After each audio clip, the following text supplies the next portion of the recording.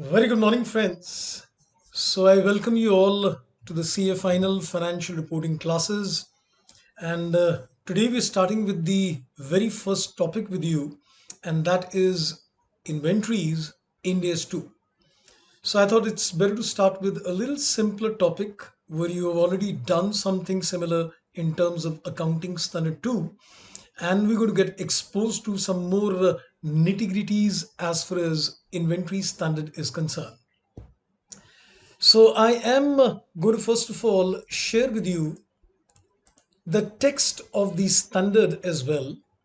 And in the text of the standard, I think the first thing, what comes to my mind is to tell you that you can see that there is certain paragraphs which are italicized, like for example, the para number 1, which is italicized, and you can see the para number 2, which is in a little bold format. I think before I start picking up the standard, let me tell you, the bold portion is supposed to be the text of the standard, and the italicized portion is supposed to be the explanation to the bold paragraphs. So, as we read along with these particular standards, I think we need to keep that also into mind, that when you read any paragraph which is bold, it is indicating that that is the main text of the standard, and the italicized portion below that would be giving you an explanation. Now, when I start with any standard for that matter, that's what I keep in mind. And I would also tell you that you should also have a similar concept at the back of the mind. The very first thing you should do is concentrate on the name of the standard. Now, when I'm looking at India's 2, the first focus is the name of the standard is inventories. So we would first of all spend a little time understanding that what is inventory. So I'm looking at first of all the para number 6, where we're given the definition of what is inventory. So let me just read the definition to you. I think I'll zoom it a little further as well. So you can see that the para number 6 defines that inventories are assets. And when I look at the definition that inventory are assets, my focus before anything else turns on the word that we're looking at the word assets. So why are you looking at such a significantly to the word assets? I'll tell you something very interesting. Like for example, when we go to India 16, which talks about property, plant, equipment, we all know that PPE is reflected on the asset side of the balance sheet. But if you read the definition of a property, plant, equipment, you will see that the word written is they're tangible items. Nowhere in the definition of a property, plant, equipment, they use the word assets. Now, you would say that even if the word asset is not used, how does that make a difference? I'll tell you. When you look at the word assets has to be seen with reference to the definition which is given in the framework for preparation and presentation of financial statements. Don't get worried on the notes. I'll first of all elaborate the concept, so you need not do any notings for the time being. Then after we've understood the concept, then I'm going to make some notes also to you. So no worries, you can just relax and hear, the interpretation first. So as I said, if you look at the word assets, the definition of the word assets is given in the framework for preparation and presentation of financial statements. And I think if I'm not looking at the exact definition, there are two major things which one would look at when you say that an item is an asset. Number one, we need to first of all prove that there is going to be a future economic benefits, and it should be probable. That means there is more likely, or you can say a more than 50% chance that future economic benefits would arise. And the second parameter for the asset is that we should be able to prove a control factor. The control factor means that there is either a legal ownership or there is a right to restrict the others from the use of the asset. Which means if you want to prove that an item is inventory, you need to first of all prove that it is an asset.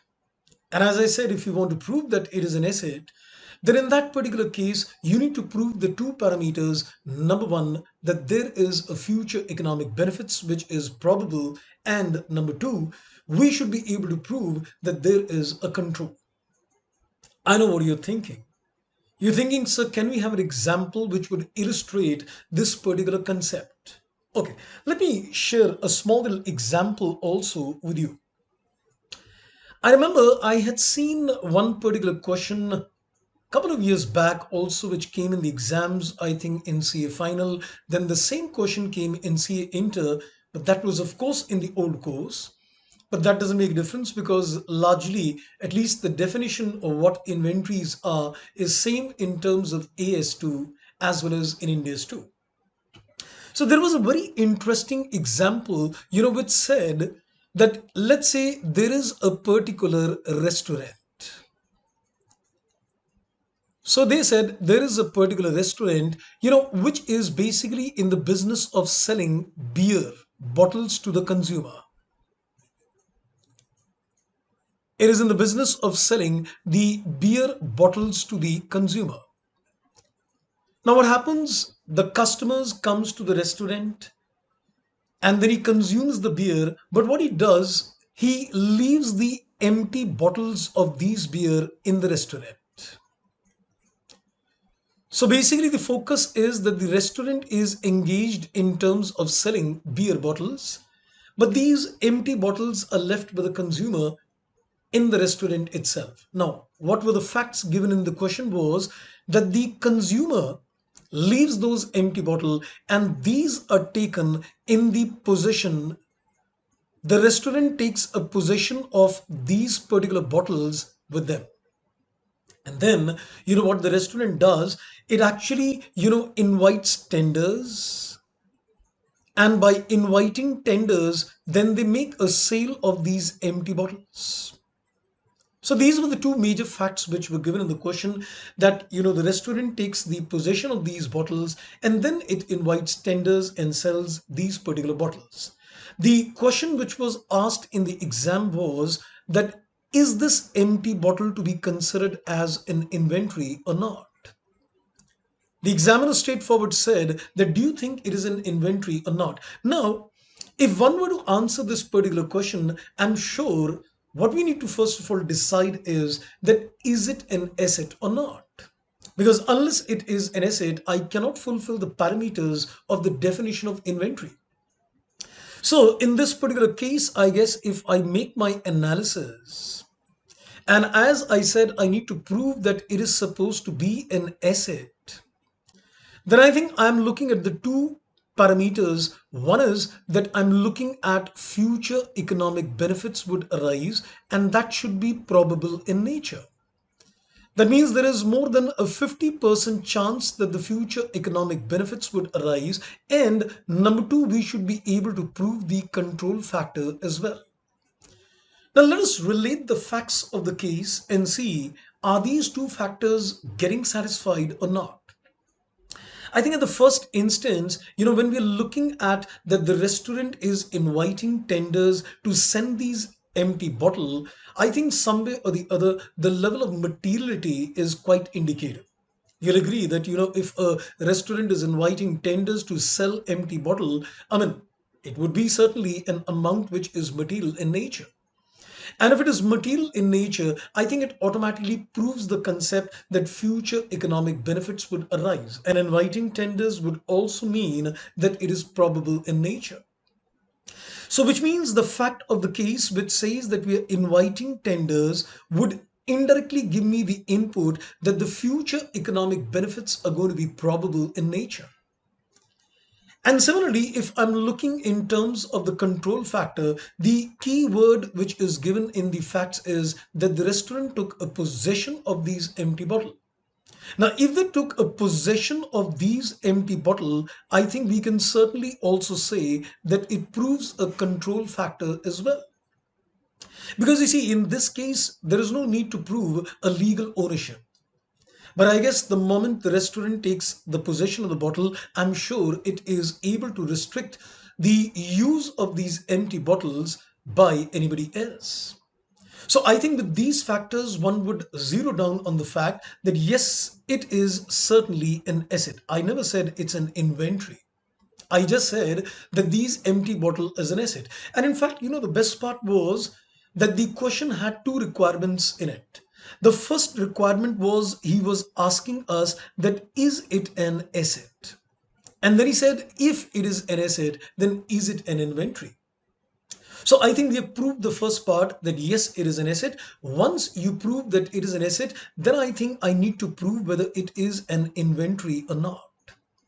Now, when you say that it is an inventory, apart from the fact that it is an asset, then you need to fulfill the other aspects of the definition. Now, when I need to fulfill the other aspects of the definition, my mind takes me back on the definition itself. So I think now we can understand the key word when I say that inventories are assets. Then, if you read, it says A, B, or C. That means these assets are required to fulfill any one of the three parameters. If you look at the first one, it says it is held for sale. The key word is sale. It is held for sale in the ordinary course of business, or it is in the process of production for such sale, what we technically call a WIP. Or it says it is in the form of material, where we say it's raw material, or supplies to be consumed in the production process or in the rendering of services. So in simple words, we've always knew that A is making a reference to finished goods, what we call FG. B is making a reference to WIP, and C is making a reference to the raw material and the supplies to be consumed in the production process. So that means any one of these parameters need to be met in the given example as well. Now, I think if I come back to my example and I ask, which parameter is getting met, I would say that these empty bottles are being kept for the purpose of sale. Now, one particular challenge, what can come to the mind is, so but it is not a sale in the ordinary course of business. The business of the restaurant seems to be selling beer bottles. And in this particular case, they are selling empty bottles and not the beer bottle. So can we really say that it is a sale in the ordinary course of business? But we all know that when we are into a particular business, the main business and incidental activities related thereto are all a part of the business. So I think we cannot preclude the fact that if he's selling empty bottle, we cannot say that it's not a part of the business. Agreed. The main business would be selling beer bottle, but I think as a extension of the main business, selling those empty bottles would also be an incidental activity. So I think we can certainly prove that it is a sale, undoubtedly in the ordinary course of business as well. So I think once we've fulfilled all these parameters, number one, saying that it is supposed to be an asset, and secondly, also saying that it is supposed to be a sale in the ordinary course of business, I think we've decided finally that yes, it is supposed to be an inventory. I'm pretty sure this would have changed your perception in terms of looking at the definition of the word inventory as well. The idea is that we should not only be able to understand the definition but apply it in a practical situation as well. So I think the moral of the story now is going to be that once we've made these particular inputs, so once you've made these particular inputs, I think what I'm going to do, I am now going to make some notes with you. We've read the definition of the word inventory. Let's, I think, once have a look once again, and then we'll make some notes on the definition of inventory. So as I said, that whenever you face any particular standard, your key focus should always be to, first of all, look into that the topic which you're studying. Let's say if it is inventory, you should focus on what is inventory. When you're looking in terms of property, plant, equipment, your focus should be what is property, plant, equipment. Focus on the key name of the standard. Because there is no fun even in terms of looking at the scope of the standard, because in those particular cases, we cannot appreciate the scope unless we really know the meaning of the terminology itself. So I think let's have a look once again on the definition. And we can see it clearly says inventories are assets. So I'm sure next time when you read the word assets, you know the focus points where it is going to be. Held for sale in the ordinary course of business, which is finished goods. In the process of production for such sale, which is a WIP, which is going to be converted into FG and then it is going to be sold again. Or it says in the form of materials or supplies to be consumed in the production process. Now, there are a couple of clarifications which were, issued by the Institute of Chartered Accountants, and some of these clarifications came, in the education material. And as I've already made a promise to you that we're going to do relevant questions picked up from each and every source. So what I've also done, I've also organized, the questions which we're going to cover in terms of each and every index. And you can see that when I'm covering these particular questions, you can clearly see that you will see the focus in terms of the subheadings. When we're looking at the definition, then the para number is there. And if there is any additional para, like you can see the para number 6, where we're focusing on the definition, but then there is a para number 8 as well. And I've put a small little question which is based on para number 8. So I think before I read that particular question, I think I need to take you to the para number 8 as well. Then I think we'll make some consolidated notes based on the definition of inventory. So let me just come back to the text of the standard and have a look at what para number 8 is got to tell me. It says in para number 8 that inventories encompass goods purchased and held for resale.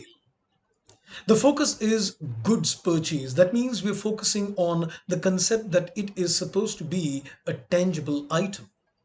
But let me tell you that even intangible items can be inventory. When you say that inventory or asset, it does not mean that they would always be a tangible assets. It can be a tangible or it can be an intangible assets both.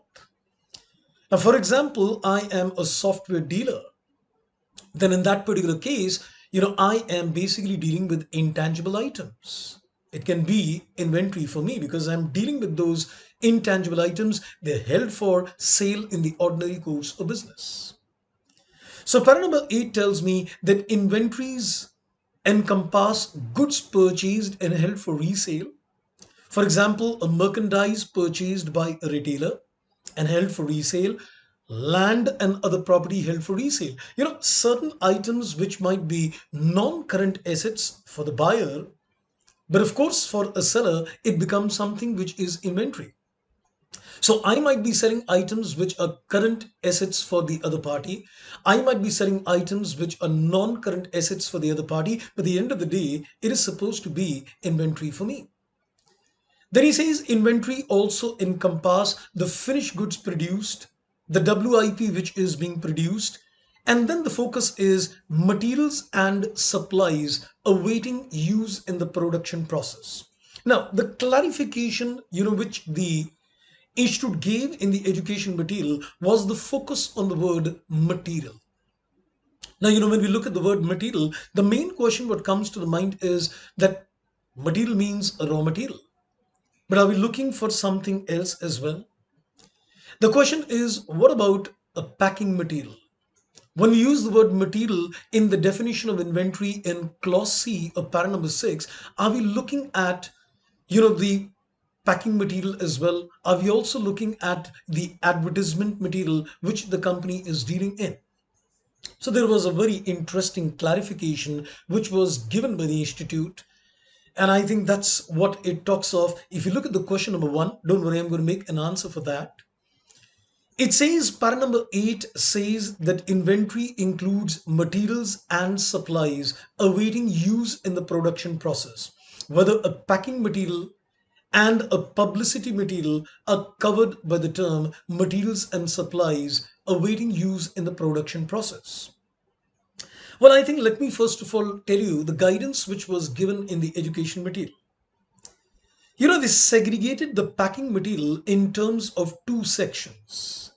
They said one is a primary packing, and they said the second is what you call a secondary packing. Now let me explain, what a primary and a secondary packing is. But maybe I think your mind is working on the concepts you've done in indirect taxes, and I think if you're thinking on those lines, it's perfectly correct.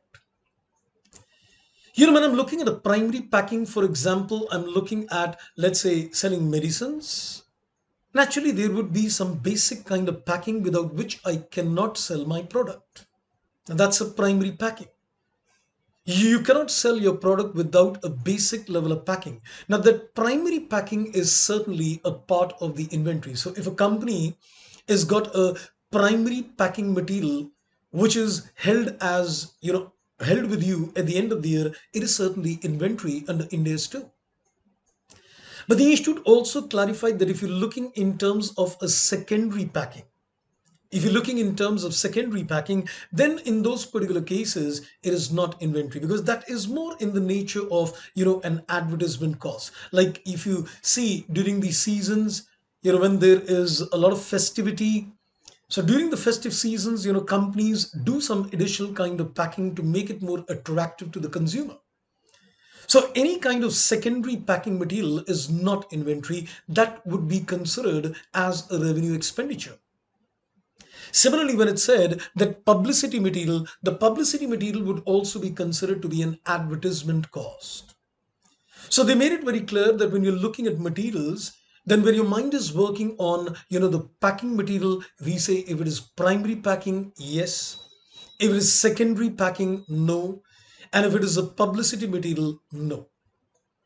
I think now it's time to do some documentation as well because I think whatever we have discussed, I think we need to make some key notes to you. So let's do one thing.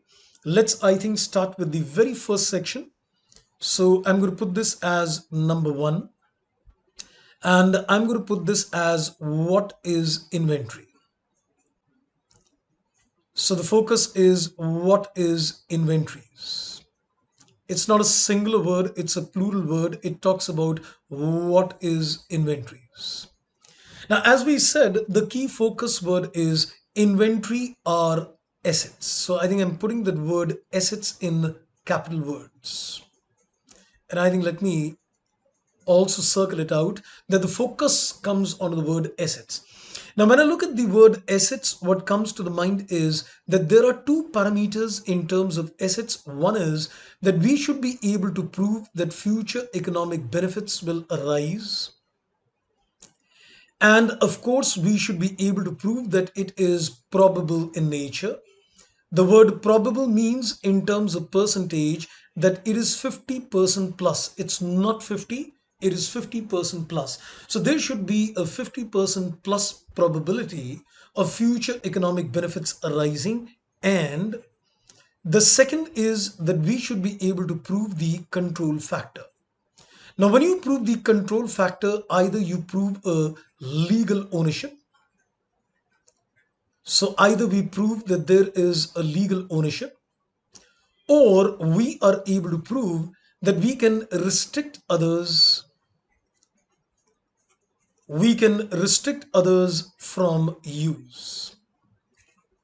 So either of the two parameters would take care of the parameter of control. So that's what should come to your mind, and immediately you should be able to correlate as well the example of the empty bottles as well.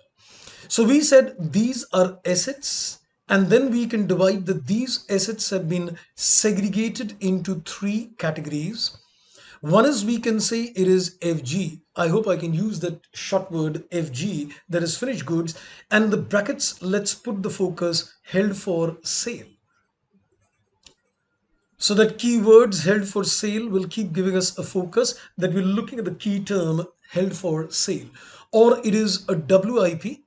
And in the brackets, I can say which is going to be converted. This is going to be converted into FG. It is going to be converted into FG for sale. So ultimately, you're going to sell that WIP after conversion into finished goods. And the focus number three is in terms of raw material, and supplies. Raw material and supplies to be consumed. So we're looking at the raw materials and the supplies to be consumed. And I guess apart from the concept of the raw material, we're also adding on a little input further as a clarification. So let me make a small little clarification chart as well. So since we discussed the inputs, so let's make a small little clarification chart also in this case regarding the three kinds of material which we were discussing. So we can outrightly decide A, we're looking at primary packing material. B, we're looking at secondary packing material. And number three, we are also looking in terms of the publicity material. So we're also looking in terms of the publicity material, and we say primary packing material is inventory, but secondary as well as the publicity material is not supposed to be inventory. So I hope I have been able to document all what I said with regard to the definition of inventory. Now I think that's going to be really great. You must be thinking almost for the last, I guess, 20 minutes or so, or maybe 20-25 minutes, I've been just making a background in terms of what is inventory. Trust me, we should always spend a good time understanding the name or the standard. It helps a lot. Trust me, when we're going to come to something like India's 115, when I look at the name of the standard, revenue arising from contract with customers, I'm going to pick up each and every word and spend a good time. I'm going to first of all pick up the word revenue, then I'm going to pick up the word contract, then I'm going to pick up the word customer and try to understand that when we say the word revenue arising from contract with customer, what does each term mean? Because we would not be able to appreciate the larger standard without appreciating the basic terminology, on the basis of which the standard has been built. And once you start understanding the correct interpretation of the standard, you start developing a interest in the subject as well. I am a very strong believer of the fact that your interest in the subject always comes, when you're able to clarify your doubts, when you're able to understand the subject in a logical manner. If you don't understand a subject in a logical manner, you start getting frustrated. And when you start getting frustrated, it culminates into a hatred towards a subject. But I'm sure we're going to make this subject interesting, educating, of course, for you, so that you develop a passion towards the subject. I know some people, of course, would have passionate towards, taxation or towards law. But I think at the end of the day, when you are studying as a student, you need to be passionate towards each and every subject, because at the end of the day, we need to get marks on every subject. But of course, the course specialization, of course, would turn into your own area of interest. Okay. So now with these inputs, I think the first part is done where I have given you what is inventory. Now, the key inputs in the standard is pertaining to the measurement of inventory. If you look at the focus in terms of India's 2, the focus in terms of India's 2 is on the measurement of inventory. Let me have a look at the para number 9, which deals with the concept of measurement of inventory. If you read the para number 9, it says inventories shall be measured at the lower of cost and net realizable value.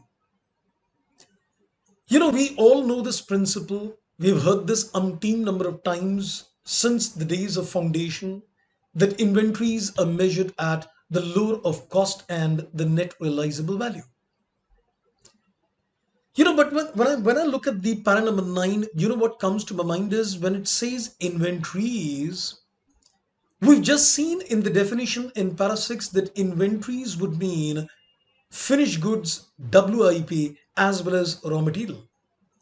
So does para number 9 apply to all those three inventory? Is para number 9 applicable to FG, WIP, as well as raw material? And the answer is no. When you look at the measurement principles in terms of Ind AS 2, you need to read this para number 9 along with another para, and that is para number 32. I know you must be also feeling a little scared.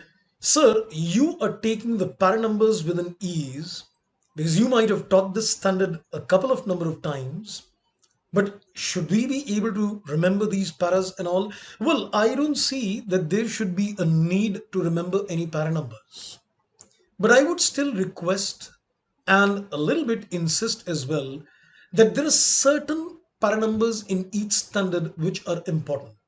Like, for example, in this standard, you may not talk in terms of para 6, the definition. But I think you should certainly focus on the para number 9 and the para number 32. Because since we look at inventory, the main thrust of the standard is what? Measurement principle, which is laid down in the standard. So I think if you remember the para number 9 and 32 good enough, but even if you can't do that, I don't see any challenge in that particular case. So as I said, when I'm looking in terms of the measurement principle of inventory, I need to read para number 9 along with para number 32. So let me do one thing. Let me take you to the para number 32 as well.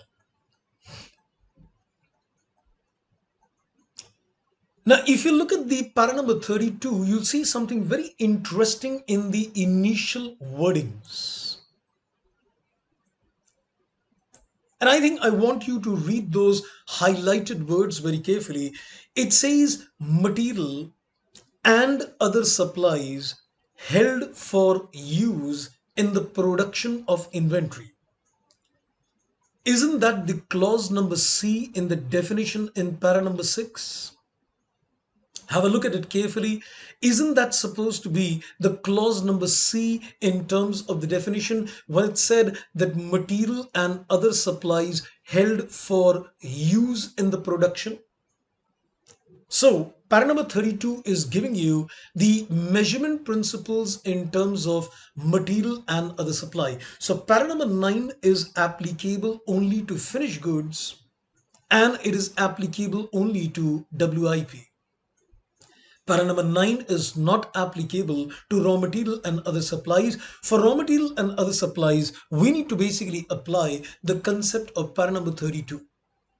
Now let's see what para number 32 has to tell us. He says material and other supplies held for use in the production of inventory is not written down below cost. It says they are not written down below cost if, the word is if, the finished products in which they will be incorporated are expected to be sold at or above cost. If you try to interpret the language of para number 32, it is indirectly telling us that valuation of the raw material depends upon the valuation of the FG. When it says it is not written down below cost if the FG is expected to be sold at or above cost. Now, if the FG is expected to be sold above cost, that means what? That the FG's NRV is greater. If you just try to look at the chain of thought, when you say that the FG is expected to be sold above cost, that means the FG is got an net realizable value which is more than the cost. So your FG is going to be measured at cost. Now he says this raw material which is to be consumed in the production of this FG, I don't need to sell that raw material. The focus in para number 32 is we're looking at those raw material which are held for use in the production, not held for sale. So when we say that this raw material is not to be sold on a separate basis, it is to be consumed in the manufacture of the finished goods. Now, if I know that my finished goods can be sold above cost, then I think there is nothing risky. So Index 2 allows me that if your finished goods are measured at cost, the raw material can conveniently be measured at cost. So indirectly we're saying that the valuation of the raw material depends upon the valuation of the finished goods. that also adds another very important input. When a company is going to measure, let's say the question gives you that measure the inventory, he says calculate the value of the closing stock of material and the FG. You should never calculate the valuation of the material first. You should always calculate the valuation of the FG first. Reason? The valuation of the raw material depends upon the FG valuation. So whenever you see a question where he's asking you to calculate the closing stock of raw material, your focus would be, let me first calculate the FG valuation, because the raw material valuation depends upon the FG valuation. Now this is one case that if the FG is valued at cost, the raw material will be taken at cost. But what if the FG is taken at NRV? It says further, when a decline in the price of material indicates that the cost of FG exceeds the NRV, that means the FG will be taken at NRV. The materials are written down to NRV. So he says if the FG is valued at cost, the raw material is taken at cost. If the FG is valued at NRV, then we should bring down the raw material to NRV.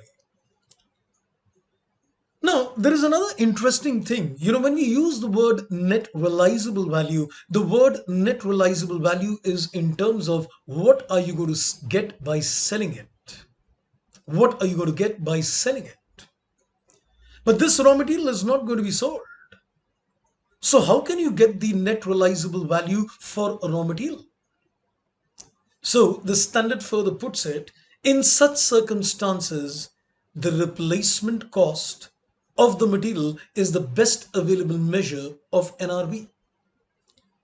So what is the moral of the story? I think if I just try to put a crux to the para number 9 as well as the para number 32, what comes to my mind is something like this.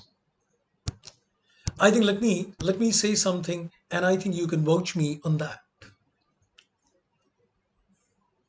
My mind is now working on the measurement principle, something like this. I would say that if you're looking at FG and WIP valuation, I'm looking at para number 9, cost or NRV, whichever is less. But if you're looking at the measurement of raw material, then I'm looking at the valuation of the FG. The valuation of the FG would decide the valuation of the raw material. If the FG is valued at cost, the raw material is taken at cost. If the FG is valued at NRV, the raw material is taken at cost or replacement cost, not NRV. Cost or replacement cost, whichever is less. Now you would say, so what is a replacement cost? Well, a replacement cost is that if I were to buy this material, raw material today, what is the price at which I'm going to buy?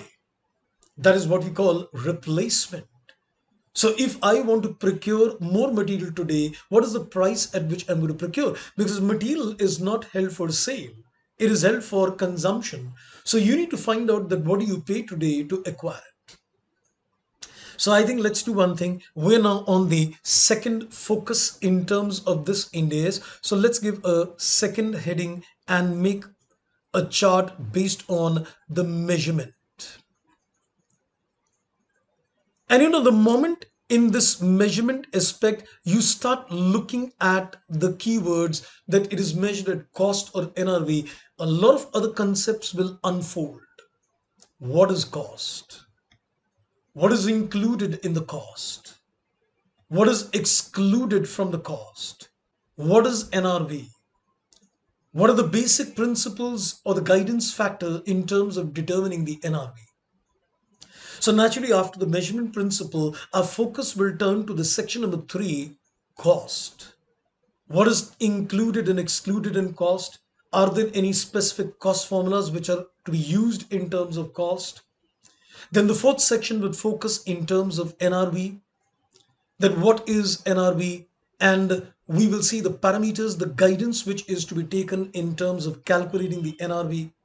And once the inventory is written down, is there a reversal of the NRV which is allowed or not?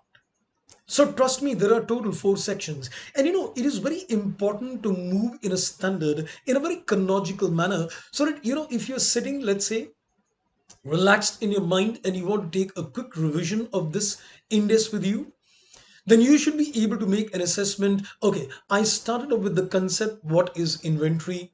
Then I moved to the focus on the measurement principle of inventory, where we talk in terms of cost NRV. Then the third focus was in terms of cost, what is taken, what is not taken, what are the cost formulas. Then the fourth focus in terms of NRV, what is NRV? What is the distinction of NRV with a fair value?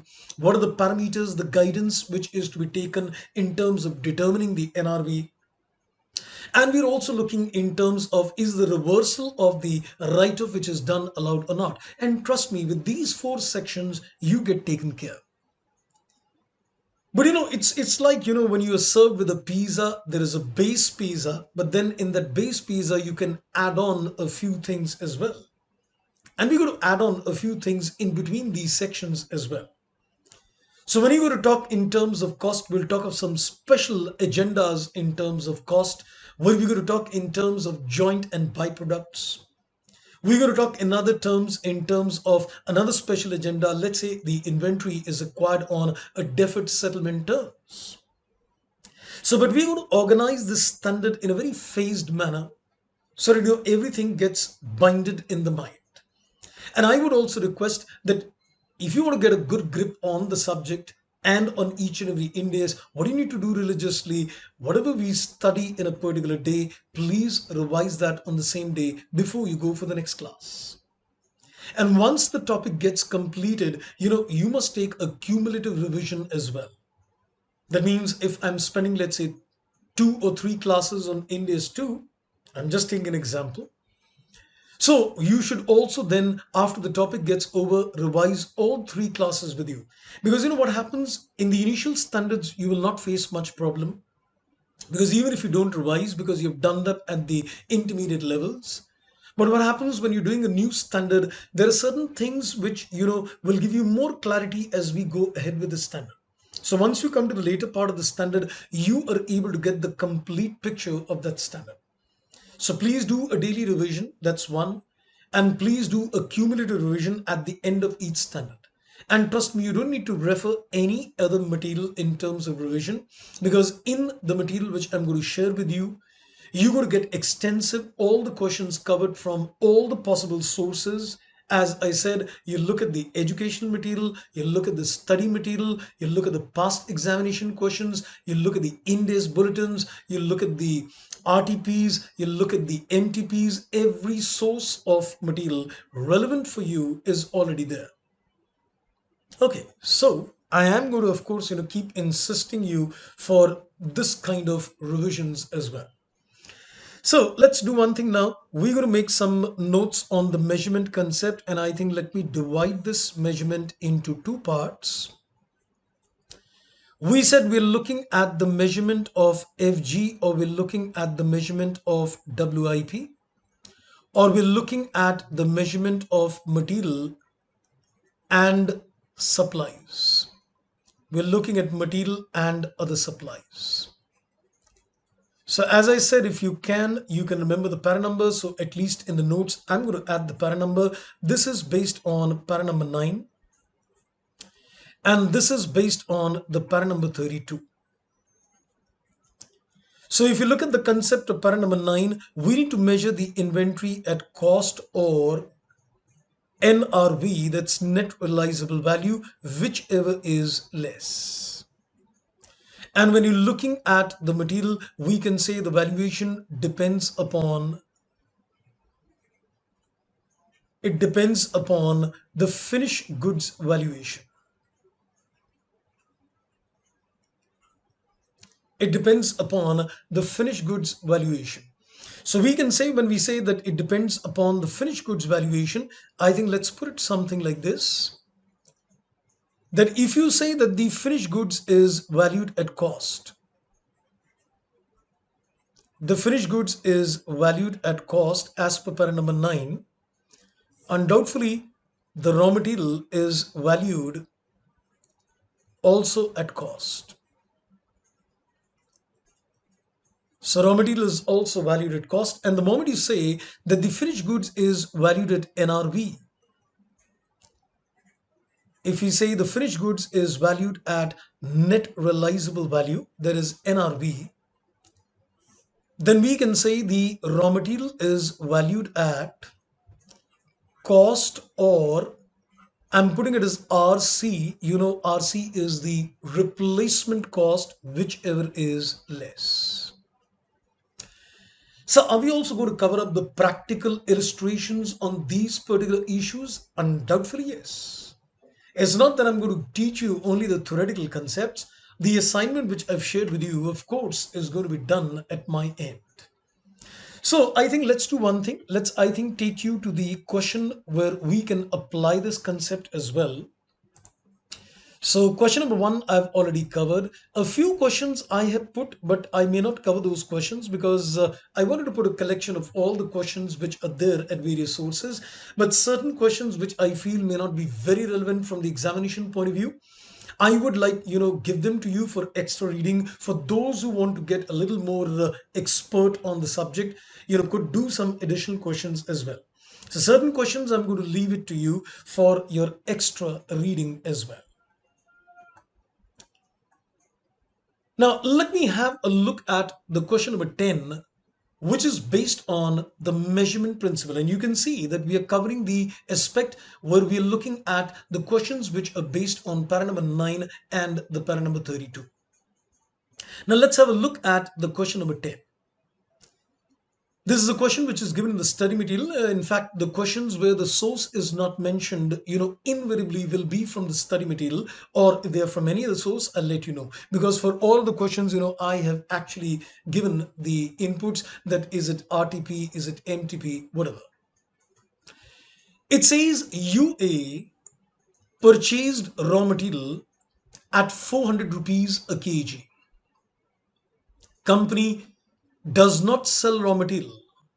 Company does not sell raw material but uses it in the production of FG. I think now you can make complete sense.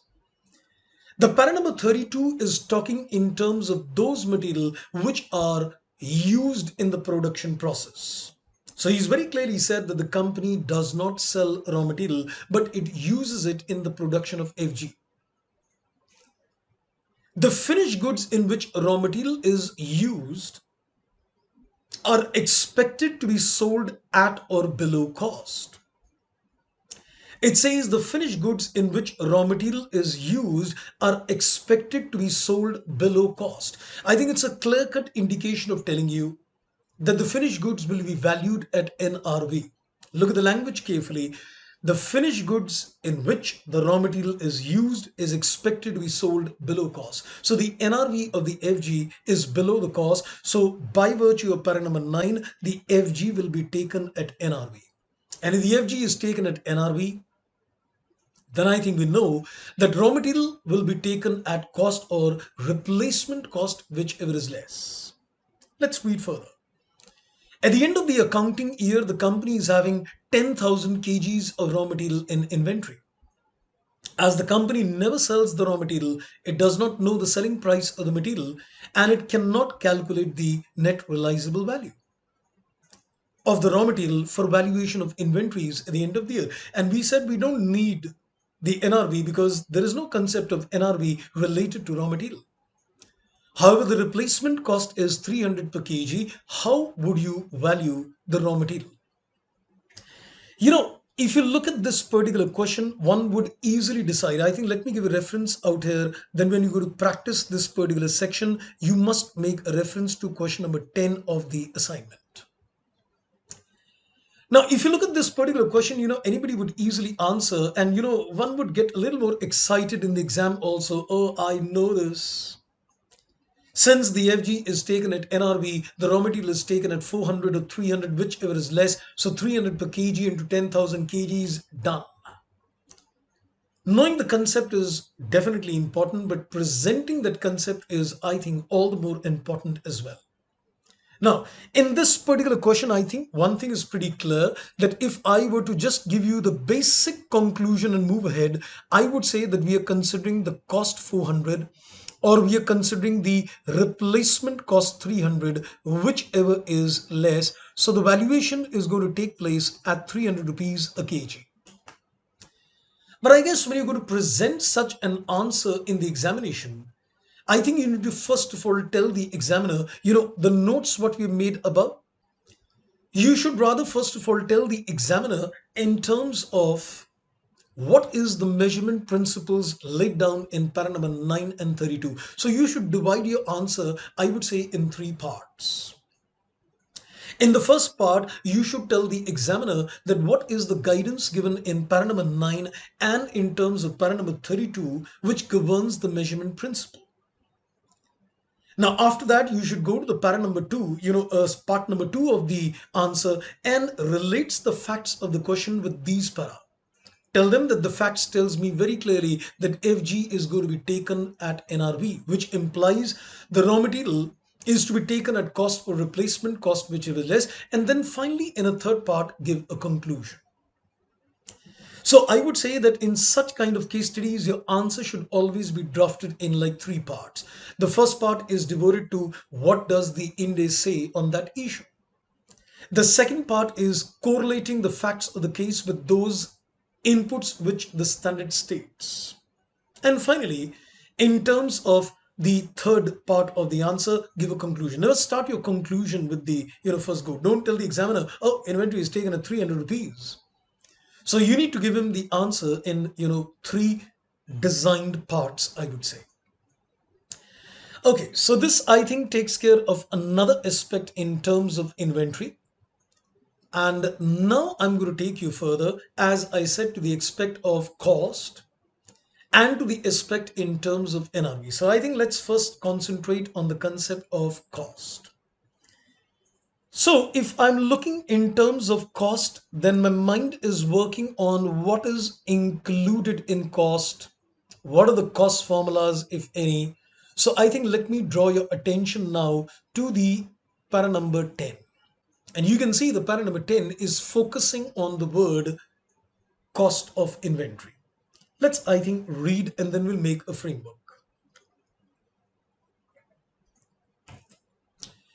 Now, if you look at the para number 10, it very clearly tells you that the cost of inventory shall comprise number one, cost of purchase, number two, cost of conversion, and number three, other cost incurred in bringing the inventory to present location and condition.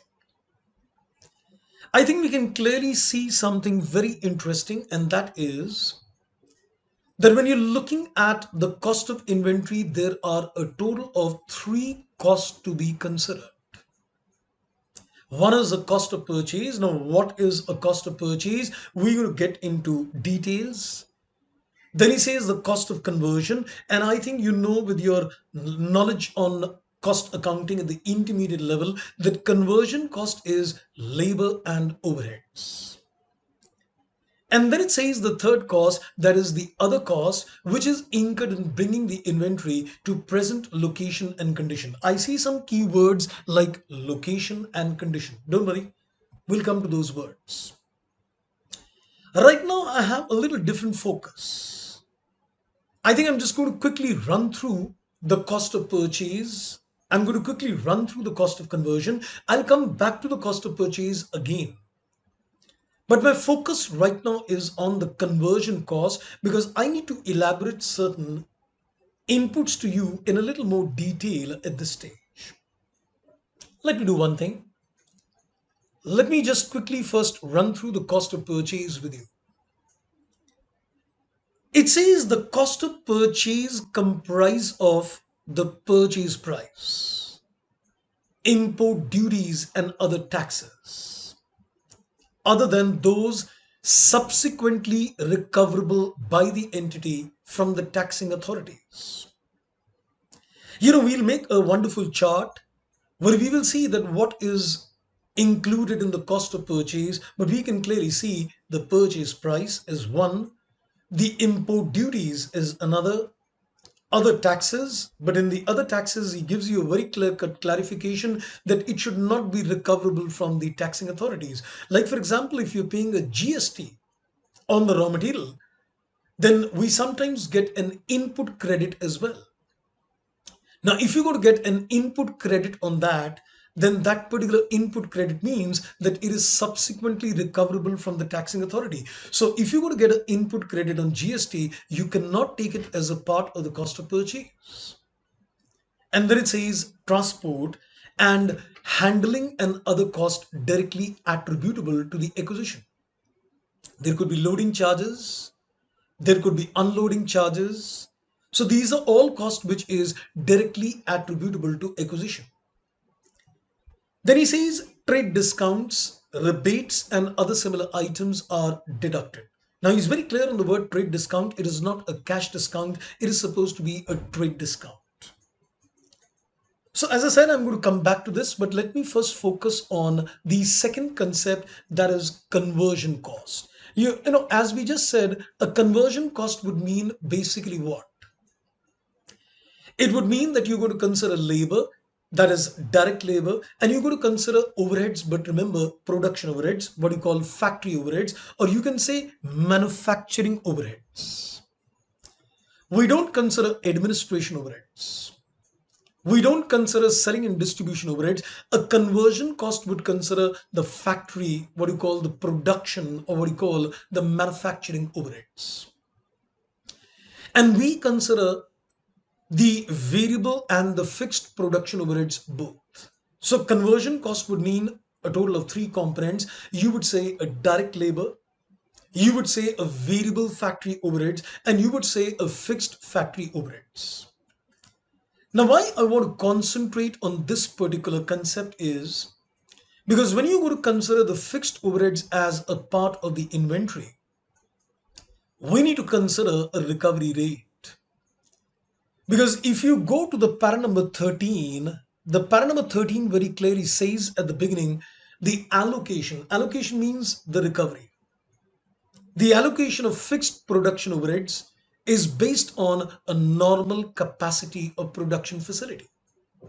That means we calculate a recovery rate, and you know that in cost accounting, we always consider a recovery rate based on the normal production levels. But there is something very interesting which comes out of para number 13.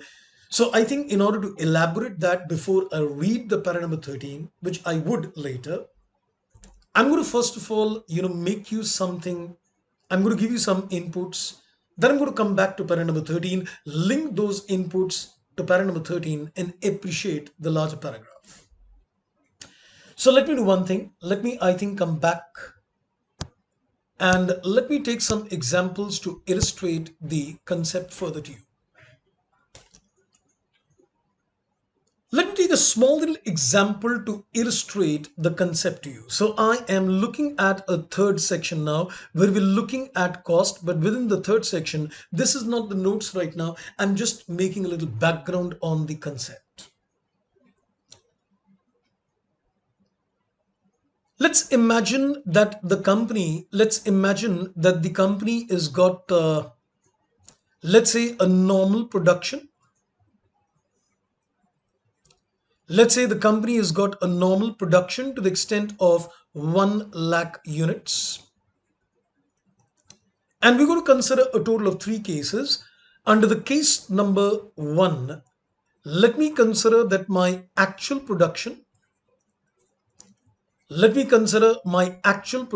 also equal to the normal production, that's say 1 lakh units itself. So there is no difference in terms of your normal outputs and in terms of your actual outputs. Now, just for understanding point of view, let's do one thing. Let's make a T-shaped profit and loss account just to understand the larger concept.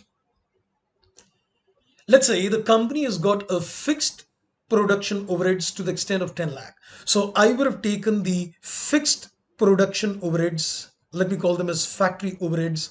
This is to the extent of 10 lakhs, which is taken on the debit side. Now, if I were to ask you to calculate a recovery rate, I'm pretty sure everybody would easily calculate a recovery rate that 10 lakh is the total fixed overheads, and if you divide it by the normal production, you get a recovery rate which is 10 rupees on a per unit basis. That's what we do in cost accounting. Then in order to calculate a recovery rate, you would divide your fixed factory overheads by a normal level of productions and get a recovery rate. Index 2 tells me that when you go to consider the valuation of the closing stock, you would include the fixed overheads based on this recovery rate. So let's imagine on a very extreme level, let's say whatever 1 lakh units were produced, it is entirely unsold. Let's say I've not even sold a single unit. So 1 lakh units were produced during the year, and let's say the entire 1 lakh units is lying in the closing stock. So can I say you would have included the fixed overheads by using a recovery rate? This is not the stock valuation in entirety. This is only the amount of fixed overheads included in the stock valuation. So we would have taken 1 lakh into 10, a total of 10 lakh rupees in the closing stock valuation. Now, if you see something very interesting, you would see that you've taken 10 lakhs on the debit side and you've taken 10 lakhs on the credit side. So the impact on profit is zero. So this is a very, I would say, a wonderful situation where the normal productions and the actual productions are same. You've achieved the same levels of production. Let's do one thing. Let's take another case number 2. You know what I'm up to. And on that basis, I'm going to develop a concept as well. Now let's imagine another situation where we're going to consider the actual production to be below the normal production. Let's say that the actual production is, let's say, to the extent of 80,000 units. I'm keeping the normal production same, that's 1 lakh units, and considering an actual production to the extent of 80,000 units. Now, in this particular case, let me draw a profit and loss account again. So I would have taken my fixed factory overheads to the extent of 10 lakhs on the debit side, and assuming the same concept that the entire production is unsold. So the entire 80,000 units is lying in the closing stock at the end of the year. So we've got a total of 80,000 units in the closing stock. And we would have taken the recovery rate at the rate of 10 rupees per unit. So which means that you would have taken a total of 8 lakhs. 8 lakh rupees would have been taken as a part of the inventory valuation. The fixed overheads would have included 8 lakhs. Now you can see it's again something very interesting indeed, that out of 10 lakhs, only 8 lakhs is getting entered on the stock valuation. So you would get a balancing figure, which is a 2 lakh rupees of loss. And goodness, you can certainly see something. I am getting a loss even without a sale. I am getting a loss even without a sale. Is that logical enough that I am going to book a loss even without having a sale? Well, I think let me say something at this end. If the company is producing below the normal level of production, whose failure, whose fault is it? It is the company's fault. If you operate below the normal levels of production, then you got to suffer for that. Now, indirectly, if I use a little technical terms, I would say that out of 10 lakh, what you included in the inventory 8 lakh is called a product cost. And out of the 10 lakh, the 2 lakh rupees, which is not taken in the inventory valuation, is called a period cost. So the company is going to get a loss on sale even without a sale. So that means we will not change the recovery rate in this case? Of course not. If the company produces below normal level of production, let them suffer. Let them book a period cost, which is 2 lakhs in my given example. Let's have a look at the case number 3. And let me also tell you that indirectly, if you relate the case number 2, you could call this 2 lakh rupees. You can relate it that in cost accounting, you used to call that 2 lakh rupees as an under recovery. So what we're calling it as a period cost today in accounting is what we used to call an under recovery in terms of cost accounting. Let's take another case. Let's go to the case number 3, where this time I'm going to enhance my actual production, and I'm going to enhance my actual production more than the normal production. Let's say 1,20,000 units. Let's say I'm going to consider my actual production to be greater than normal production. So let's have a look further and let's again make a profit and loss account and look at some very interesting results to see. I would have taken my fixed factory overheads, and that is to the extent of 10 lakh rupees. And assuming that the entire production of 1,20,000 is unsold at the end of the year and the recovery rate is 10 rupees per unit. So you would say that my closing stock is supposed to be 12 lakh. The closing stock will include the fixed factory overhead to the extent of 12 lakh rupee. That would also give me something very funny in nature, that you're going to get a total of 2 lakh rupees as a profit, and good God, this is a profit without even a sale. You're getting a profit of 2 lakh rupees, and that is even without a sale as such. Now, is this logical? Now, this is going to become illogical. If the company produces more than the normal levels of production and I don't change a recovery rate, I would allow the company to book profits without sale. Now, this will go against prudence. So what the Indies 2 did, in fact, that was there in accounting standard 2 as well in IGAP, they said that if the company has got actual production which is more than the normal levels of production, then in this particular case, what you need to do, you should rather change the recovery rate. You should rather change the recovery rate. So what we're going to do, we're going to change the recovery rate. We're going to change the recovery rate. So what we're going to do, we will divide that 10 lakh rupees, which is the fixed factory overheads, by 1,20,000, and we're going to get a new recovery rate which is 8.33 per unit. Once you change the recovery rate to 8.33 per unit, then this figure of 12 lakh will undergo a change and this will become 10 lakhs itself, and automatically the figure of profit would also disappear. So what is the model of the story? The moral of the story is that if you look at all these three situations together, you can see something very interesting which is coming into flow. That if your actual and normal production is same, you consider the recovery rate based on normal production. Situation number 2, if your actual and normal production is different, rather I would say the actual production is less, we still stick to the normal production.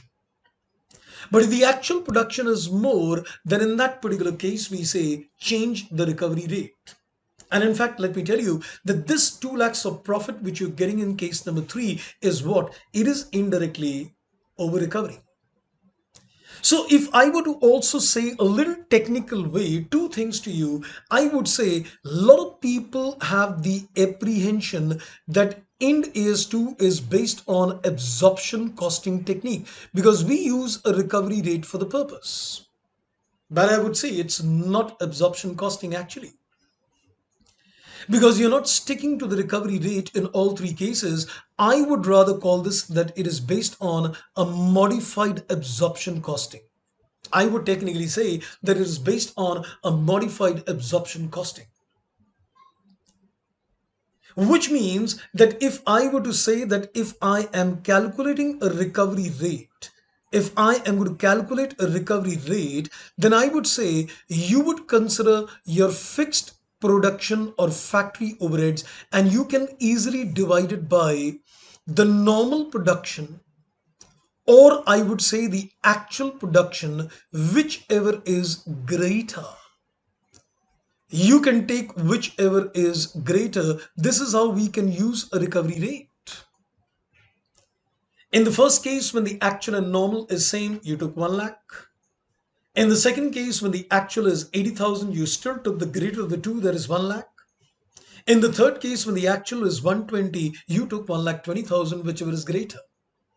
So I would say the recovery rate, which is used in terms of India's too for measurement of inventory, is supposed to be based on a modified absorption costing. And if somebody were to ask me that what is the formula for a recovery rate, if I'm applying a modified absorption costing, I would say that you need to divide your overheads by the normal or the actual production, whichever is greater. I think my discussion is going to be incomplete if at this particular stage I don't take you to the para number 13 and link these three cases there, then I think we shall be able to, appreciate the larger picture as well. Let's have a look at the para number 13. It says the allocation of fixed production overheads to the cost of conversion is based on normal capacity. So at the very beginning, he is indirectly telling you that we are using an absorption costing technique. That when you're going to calculate a recovery rate, you're going to calculate a recovery rate based on normal production. Then he defines, what is normal. I'm skipping that, but I am coming out here. I'm coming to the word the. Remember the first case? Actual level of production may be used if it approximates the normal capacity. Actual level of production may be used if it approximates the normal capacity.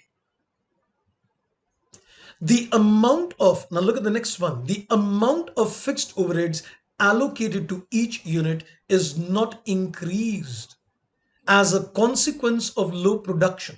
Remember the second case when the production was below the normal level of production, we did not change the recovery rate. Now, if you, let's say, recalculate a recovery rate based on low production, you would have divided 10 lakh by 80,000 and we would have got a recovery rate of 12.5.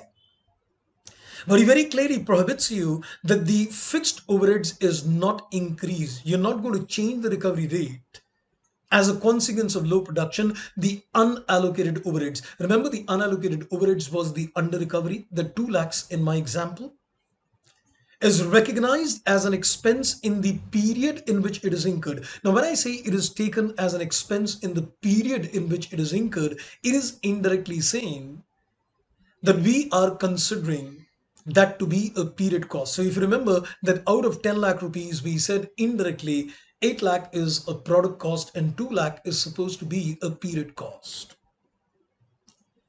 And then he further adds on as a third example, in periods of abnormally high production. That's like the third case, where your actual production is more than the normal levels of production. So it says in periods of abnormally high production, the fixed overheads allocated to each unit is decreased. And if you remember, I changed the recovery rate from 10 rupees to 8.33 per unit.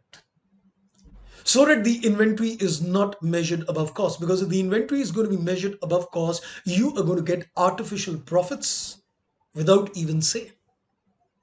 So the para number 13 is actually, devoted to the concept what we discussed with you, that when you're considering a recovery rate for the fixed factory overheads, you need to consider the recovery rate based on the normal or actual production, whichever is greater. So as I said, I'm going to first do a little discussion on the conversion cost with you.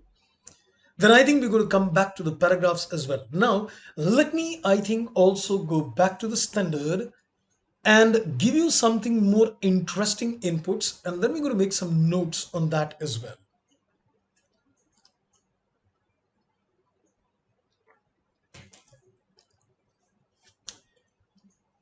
When I was looking in terms of the para number 15, sorry, para number 10, it very clearly said that the cost is going to comprise of three main things. One is a cost of purchase, one is a conversion cost, and one is the other cost which is incurred in bringing the inventory to present location and condition. So I get in my mind, a framework that there are three things to be taken. One is a cost of purchase. number two, a conversion cost, and number three, other cost. Now, as we went along, the cost of purchase, it gave a clarification that what is included. We said a purchase price, import duty, other taxes, provided it is not recoverable from the taxing authority, the transport, the handling cost, and other directly attributable, as I said, loading, unloading charges, less any trade discount. Then, in terms of conversion cost, we have now clearly seen a direct labor, a variable factory overheads, and direct labor and variable factory overheads will be taken on the basis of whatever is the actual cost per unit because they're variable cost, but fixed overheads will be taken on the basis of the recovery rate, what we decided. Then there is an other cost, and if you look at the other cost, in terms of other cost, it uses the word that cost which is necessary to bring it to present location and condition. The key terms is location and the key term is condition. Location means the place from where the final dispatch of the goods is going to take place. Let's imagine, let's say I have a factory in the outskirts of the city. So I have a factory in the outskirts of the city, but my godown is, let's say, within the city. So I need to incur a transportation cost from bringing the inventory from the factory premises to the place of godown. Would this cost be included in the measurement of inventory, considering that it is to bring it to the location? Yes. Location means the place from where the final dispatch of the goods is going to be done to the consumer. And as far as the word condition is concerned, the word condition means the condition of sale. Any cost which we're going to incur to bring it into a saleable condition is going to be considered as a part of the inventory. So, example, let's say, for example, a company is, let's say, going to incur a designing cost for the customer because the customer says, I want a particular design of the product. So whatever cost of designing I have incurred, I need to add that because it is necessary to bring it into the condition of sale. And if you notice in paragraph number 15, we give the same example. It says it may be appropriate to include, for example, the cost of designing the product for specific customers in the cost of the inventory. Now then there is another very interesting inputs given in the standard, and it talks of the para number 16 where it says that these are examples which are not taken. If I were to make a framework in the mind in terms of what is included in the cost or what is not included in the cost, I would also use certain technical terms, and I would say that if you're considering what is included in the inventory, that cost of purchase, that conversion cost, and other costs, they're all product cost. And what is not included in the inventory, what is given in para number 16 is what you call a period cost. And if you read the para number 16, it very clearly says the examples of cost that are recognized as an expense in the period in which it is incurred. And he gives you examples: abnormal wastage, storage cost unless it is a necessary part of the production stage. And if you look at certain industries, like for example, a wine manufacturer, storage is something which is a necessary part of the production process. You need a fermentation, and for that particular case, the storage is a necessary prerequisite of the production process. Then the storage cost is a part of the inventory. But if you store the inventory after it is already manufactured, then it cannot be taken into account. Administration overheads are not taken. Selling cost, which I already said, is not taken. Now there is something further interesting in terms of para 17 where it talks of, one is a list which is included called a product cost. One is a list which is excluded called a period cost. And then I would say there is a third cost which may or may not be included. So what do you mean by may or may not be included? It all depends upon the facts of the case. Para number 17 tells me that India's 23, which deals with borrowing cost under limited circumstances, tells me when borrowing cost will be included.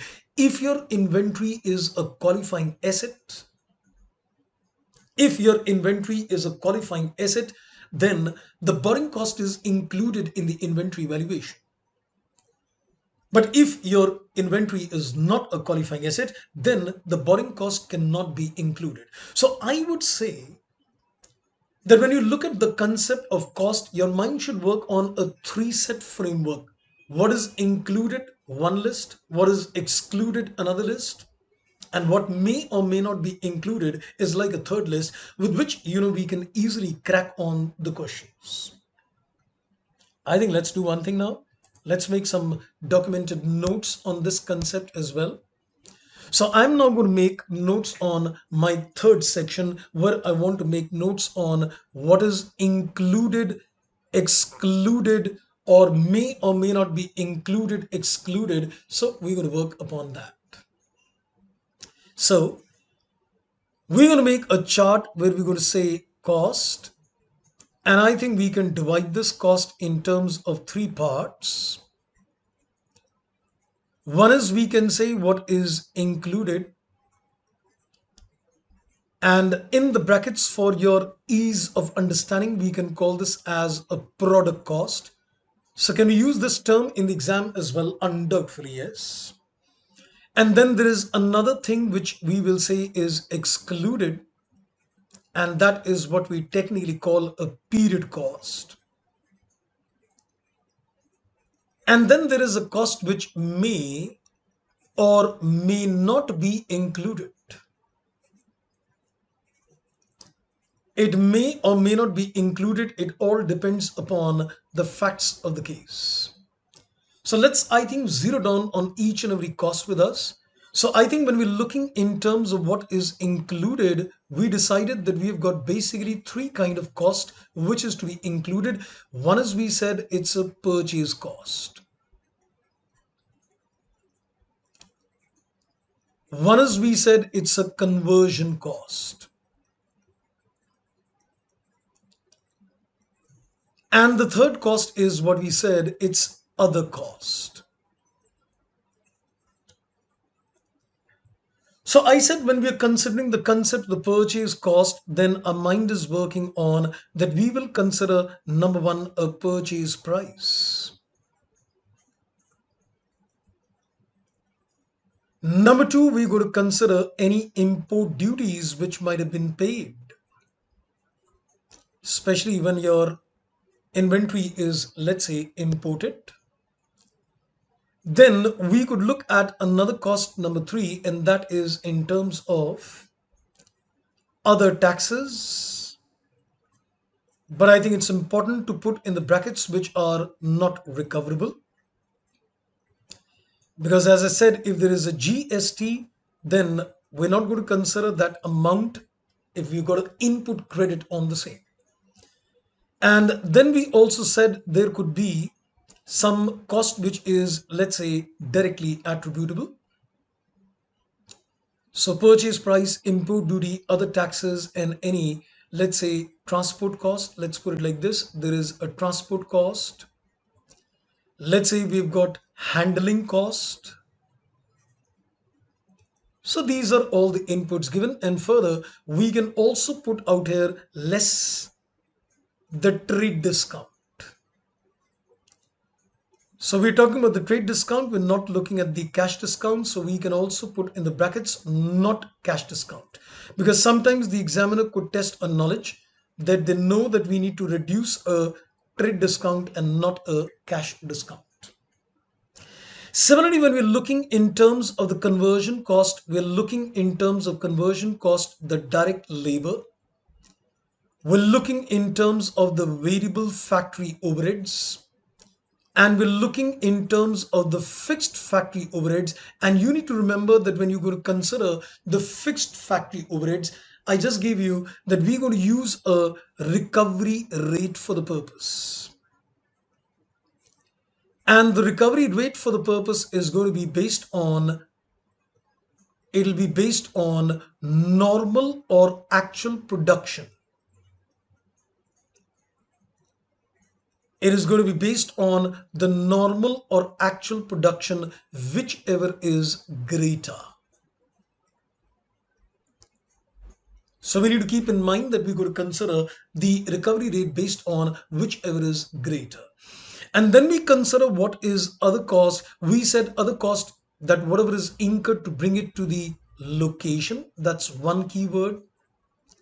And to bring it to the condition, that's another keyword. Location means what?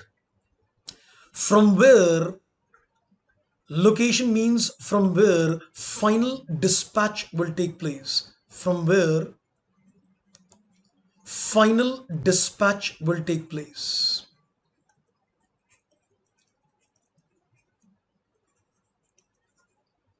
So wherever is the place from where the consumers will be delivered the goods, so we need to bring it at that particular location from where the final dispatch of the goods is going to take place.